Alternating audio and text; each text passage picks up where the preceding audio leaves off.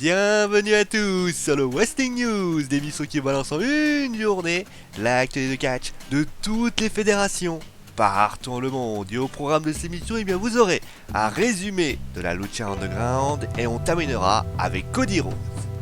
Et débutons donc avec la Lucha Underground qui a donc fait son retour la semaine dernière. Et que ces deux qui l'ont passé durant dans le temple.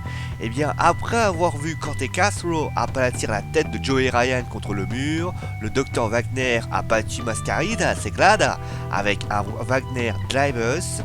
Nous avons eu ensuite la victoire de Mil Muertes face à Argenis avec un Flatliner. Après le combat, Argenis a été attaqué par Katrina qui a été aidée par Prince Puma qui fait fuir Argenis et Muertes. Et donc dans le main event, dans un Weapon of Mass Destruction, Killshot bat Bartimov Martinez avec un double foot stomp à travers la table. D'ailleurs à noter que Mariposa a tenté d'aider Marty, malheureusement c'était sans succès. Voilà, cela conclut également le show. Et donc on passe à Cody Rhodes. Cody Rhodes, je vous rappelle, qui était la WWE il y a quelques semaines, quelques mois d'ailleurs, il y a quelques temps.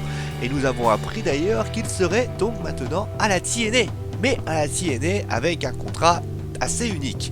Puisque souvenez-vous, il y a quelques mois, on avait mentionné le fait que dorénavant, les lutteurs de la TNA ne pouvaient pas travailler avec des fédérations indépendantes, à part si la TNA leur donnait le droit, moyennant un pourcentage. Ça avait d'ailleurs fait quelques polémiques, des lutteurs étaient partis. Et bien finalement, Cody Rhodes ne passera pas cette règle. Et oui, il n'aura pas cette règle puisqu'il pourrait lutter, alors pourrait parce que c'est du conditionnel, pourrait lutter à la TNA et dans les fédérations indie ou Ring of the North pour des apparitions et tout.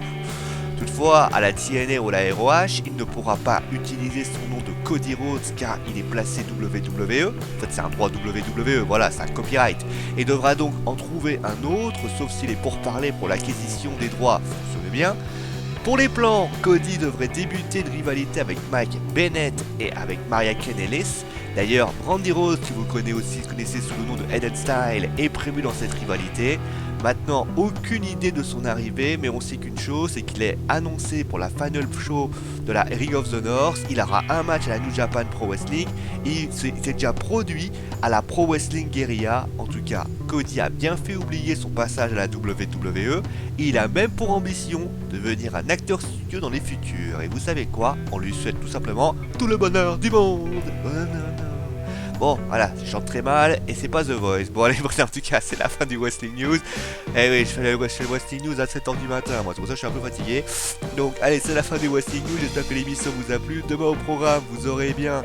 Lundi, pardon. Lundi, oui, il n'y a pas de Wrestling News le week-end, mon petit Sio. On parlera de Vince McMahon. Et oui, on parlera également de Seth Rollins.